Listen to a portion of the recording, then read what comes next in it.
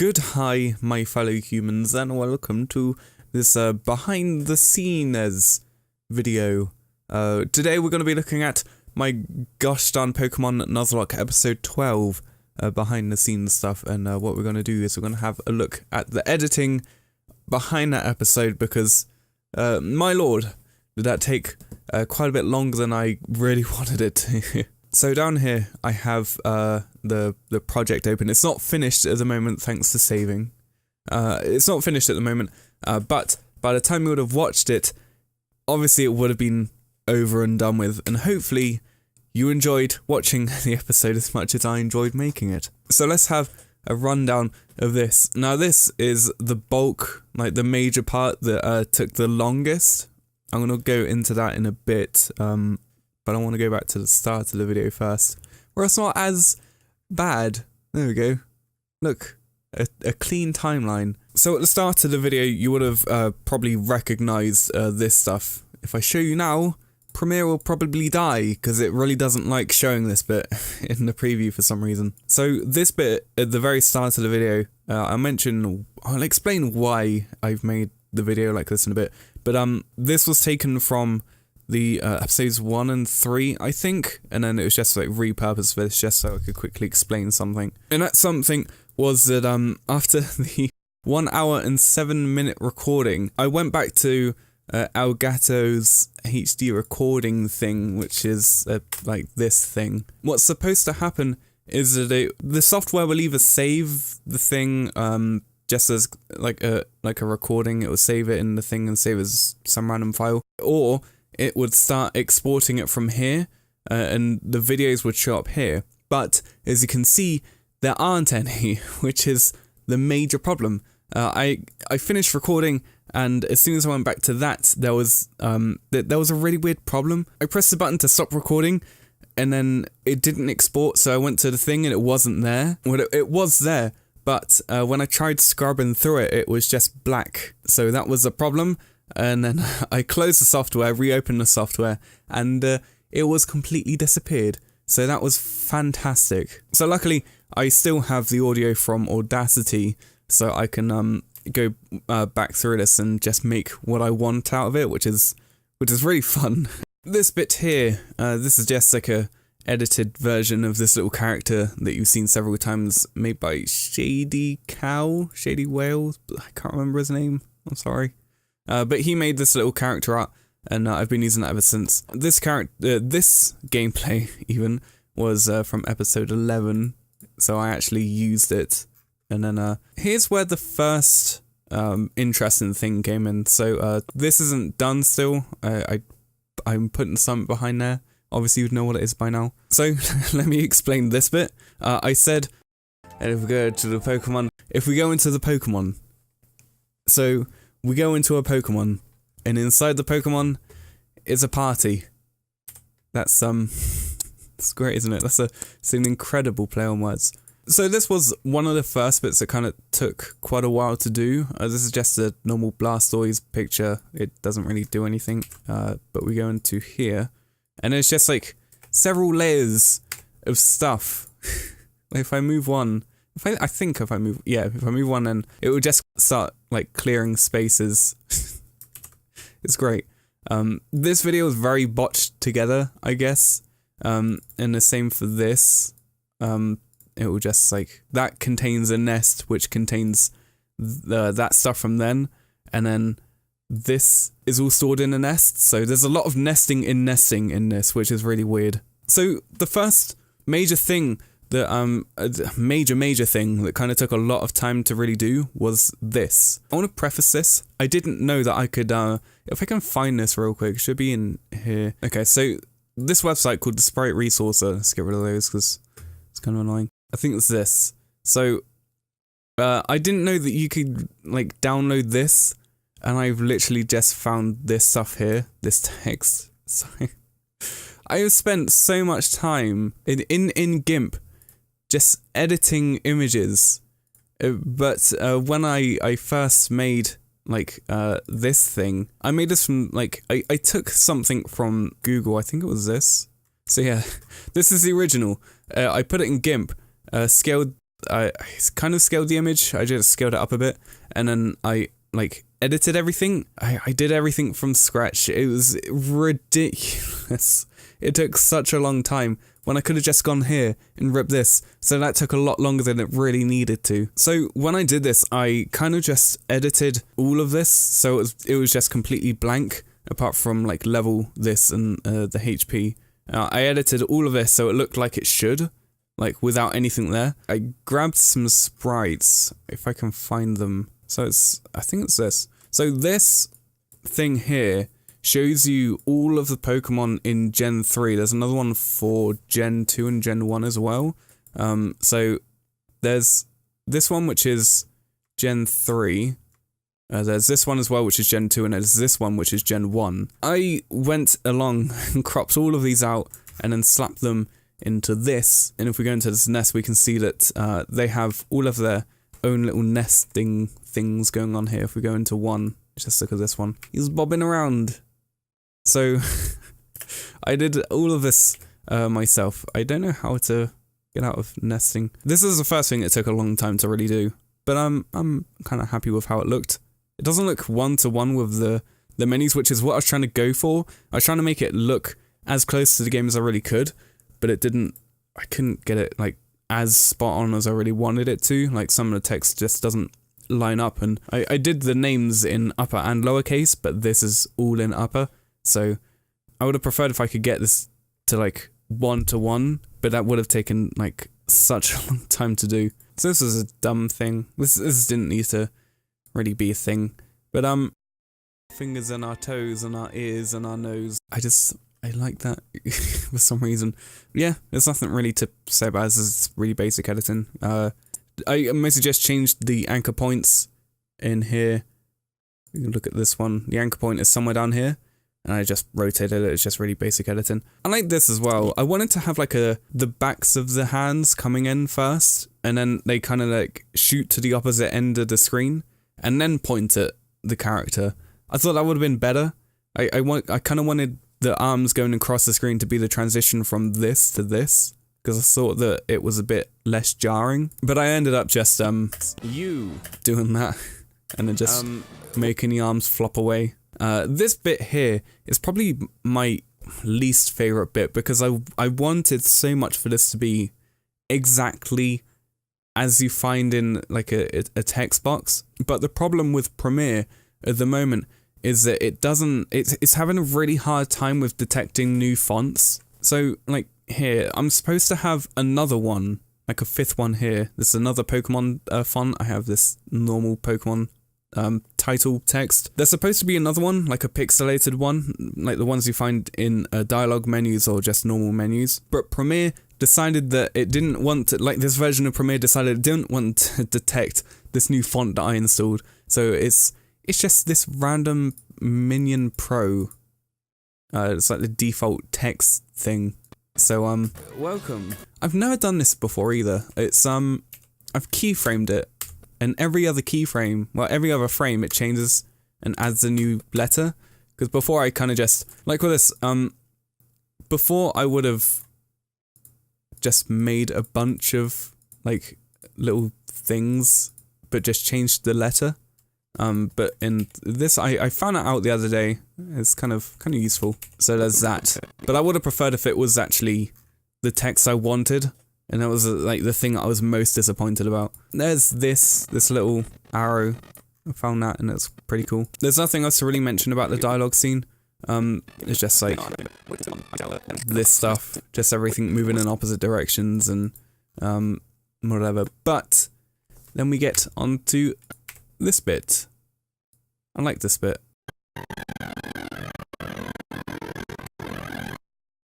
The things with this is I kind of wanted to have like a thing where it seemed a bit more dramatic than it really was, which is my thing with this. I wanted like the character like Flannery, whatever her name is, to come from one direction and the text to come from another direction. Kind of just like a Smash Bros sort of thing. I don't know, like a new contester, I don't know. But like, kind of to make the start of the fight seem a bit more dramatic than just going straight into it like normal. I thought that seemed a bit better and more entertaining. I'm a bit disappointed that I couldn't find a higher res version of this PNG. This is like the highest quality I think I could find, but I'm kind of disappointed that I couldn't find one that's any higher. Now we're on to my favourite part, and the thing that actually took the absolute longest. I still haven't finished. Here we have arms, we have Slugma. Oh, what shenanigans are gonna happen? So I kind of just went straight into the fight with this because I thought it would have been easier than to take Slugma into the fight and then bring arms into the fight. I just thought it would have been easier. I skipped the dialogue. I just thought it would have been generally a lot easier to just go straight into the fight. This dialogue may not sync up as well sometimes because it's kind of like, I thought I grabbed some of the voiceover sometimes that would seem to fit the scenario a bit better, but a bit later on with, I think, mostly just like this bit here. It's mostly synced up with how events kind of happen properly. I think I took out a turn between arms dying, I think. And that's like the main problem with this as well. I can't remember the gameplay, so I filled in the blanks really. But yeah, this is kind of just like, these are all in events of each other. Some of these are kind of just ripped from certain points to fit the context of what's happening. I think this came out okay. A bit too smooth, but it's, I'm not changing the frame rate just to like match this. But I think that, let's kill it. This seemed okay. Like, I wasn't too bothered about that. The sound kind of came out okay. So my layering is absolutely disgusting. You'd be hard pressed to figure out where anything belongs and which thing is for what. Good luck trying to figure that out. This down here, there's just sound effects from Pokemon. We got the Pokemon getting out of the Pokeball, and then this is the cry. This is the attack, and then this is the damage dealt, and whatever. This is the Pokemon fainting, and then that's the Pokemon dropping out, I think. Yeah, this one didn't take long. It took less time than the next part. The same with before. I cropped all this out in GIMP and edited it, so I have different versions depending on what I need it for. So if my folders are absolutely disgusting as well. Pokemon things, here we go. So here we go. There's Slugma. It's fairly big because I wanted it to look okay. And then here's the other thing without all the Pokemon, like I mentioned earlier. And then here's that thing. I'll get onto that in a second. His arms is one, and I cut this out as well because I wanted to have it sliding along here, and like you saw, it just changed the health bar. It didn't really do anything other than that. Like, I moved this down a bit because I didn't want to deal with the HP numbers. I just thought it would have been easier. And the same with the XP. Everyone stays at the same level because I couldn't be bothered to edit it, so it's kind of just stagnant. It's static, even. It doesn't do anything. The last thing I kind of want to mention about this is the little drop shadow underneath the Pokemon. It's not anything really interesting. It's just a kind of ununiformed circle that I compressed to make it look like it's actually under the Pokemon, and then I changed the opacity to 29 and then added a little blur, and it kind of just makes it look like it's a little shadow under the Pokemon. It's a nice little effect that I thought looked pretty cool. Swanky. There we go. Word of the day. Swanky. There is that. I don't think there's anything else to mention about this. There's arms doing a thing. That's just all blurred to hell and back. There's Graveler. Oh, here's something that kind of bothered me. I just remembered this. So back here even.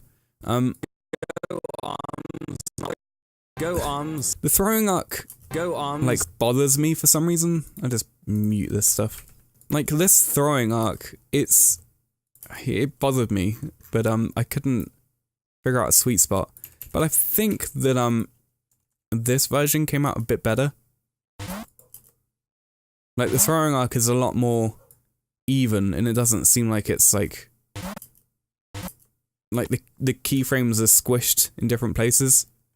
Should change the layering of that actually. There we go. So yeah, I thought that this throwing arc was a lot better than this one, but it's only used like a few times, so I didn't think it was that important. But that one just seemed to have it come out a lot better and a lot more even in the arc than the other one. Just have a look at the actual keyframing itself. Look at that curve. Nice little curve. So here's a bit that I'm sure a lot of you weren't expecting. Yeah, that bit. I'm sure a lot of you weren't expecting that. So if you liked that bit, thank you for liking it, I guess. I don't know, I like it. It was really dumb, but I thought it came out pretty well. So here's this. These are just different assets. This is the same picture of Graveler that I used here, but it's been flipped. If I go into the nest here, then we can look at it a bit better. So we have two borders for the top and bottom of this. Then we have this background, which is just a slight gradient between two different blues. Then we have this, which I downloaded from somewhere. This is like an anime sort of pack. I've used it a few times. Here it is. So there's a bunch of these. These are really cool. They're kind of really dumb, like really typical like anime sort of stuff. Like they have a fairly slow frame rate. They have a fairly slow frame rate, I guess. So I just sped it up, made it look a bit more interesting. I just thought it looked pretty cool. There's two layers of this. One of them is pushed to the back and has had its opacity slightly lowered. It's at 10%. And then I cropped these as well. I cropped them to match the top and bottom of this, so it kind of just looks like something, like a little screen that's come across. I like the look of it, and I thought it was pretty cool. So I kind of just blurred it a bit because if you look a bit carefully, then you can see that it doesn't sync up very well. The video doesn't sync up very well. I could have just made it myself because I have the frames here, and I could have just like done all this myself. But I decided that it would just be quicker and easier to do without this. So the blur kind of masked it a bit, makes it a bit easier to not tell that it's looping. So yeah, in the background you can see that it's slightly different. It doesn't do a lot, but it makes enough of an effect that you can notice. It makes it look a bit fuller. And then we have this one on top of it. Yeah, this other one. Just get Graveler out of the way. We have this other one as well, just going across. And I just thought it looked pretty cool. And there's a camera blur on that as well. So here we have Graveler. We have him going across here. So this is just the normal picture of Graveler here. And then I just put some red eyes on it on this one. Just copied the motion of it and pasted it on here. So it looks seamless. It doesn't look like it's really changing. So it helps keep the keyframes and everything like consistent. It just looks nice. And then after that, I didn't really need to do anything. Everything was already cropped anyway, so all I had to do with this was just leave it and put a drop shadow on it so it stood out a bit more. And then on this, I used Procamp, whatever, and just dropped the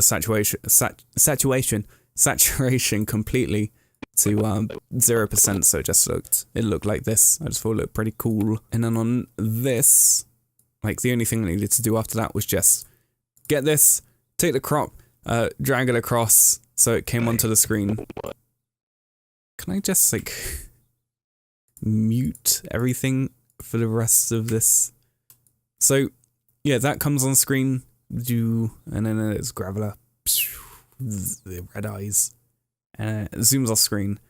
And then after that, this bit was pretty fun. I like this bit. So similarly to where I've got the other things, I grabbed this thing as well. This is the sprite sheet. Let's ignore that picture. This is a battle sprite sheet. It does things in battles. These are different frames of attacks, if you like. So I've used this one right here. I thought it looked pretty cool. I think it has something to do with electric attacks. I'm not really sure. So does this one, but I like this one more because it looked like more of an impact than anything else on here, really. So what I did was I cut out each of these little frames here. Remind me to not double click on here again. So I took out each of these little things and then put them into GIMP. And then if I can find it. So here we have hit.gif. There's a little kind of explosion-y thing. I thought it looked pretty cool. I thought it like represented a hit pretty well. I liked it. So after I did that and exported it as a GIF from GIMP, I just put it into here. And it just looked like he's getting hit over and over again. I like this bit as well. Like this bit, like the hit, and he just does a little shake. The thing with this that I wanted to remember was that I wanted to sync it up properly with this background audio.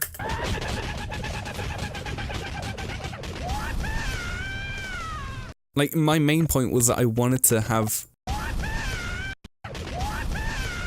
I wanted to have that synced up because I thought it looked better synced up and it makes it look like it has a rhythm to it more than anything, and then it kind of like flies off. I like that. But yeah, this is like without a doubt the longest edit of this entire episode. Not that bit in specific, but like this entire Slugma V2 fight, I guess. Like that bit and then this bit and then he flies off. So yeah, that's that. Apart from that, there's nothing else really different about this. There's nothing else even really that took a lot of time to edit. Everything else is kind of okay. Like some of the stuff is just really basic editing and other things just didn't take as long as other things in comparison, so it's not that interesting to talk about really. So that's all I really wanted to talk about regarding this episode.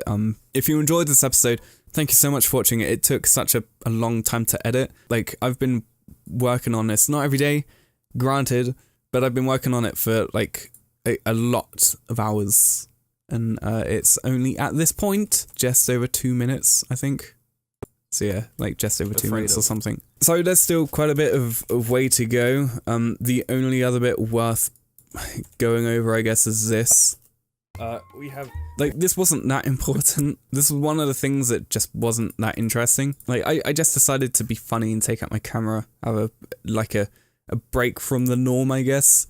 But as it turned out, the norm wasn't going to be broken by this. It was going to be broken by the rest of the episode, so this kind of got dwarfed in comparison as to, like, the point I was trying to give. But, like, it's really fun. It was a really fun episode to edit. Like, I don't know if I would really do this more in the future, but it was really fun to do. So, thank you for watching this. Thank you for watching the actual episode itself. If you enjoyed it, then I guess I did my job in making it better than the others. So, until next time, thank you very much for watching this gosh darn edit go over behind the scanners thing. And thank you for watching the episode itself. And until next time, remember to wash your money box.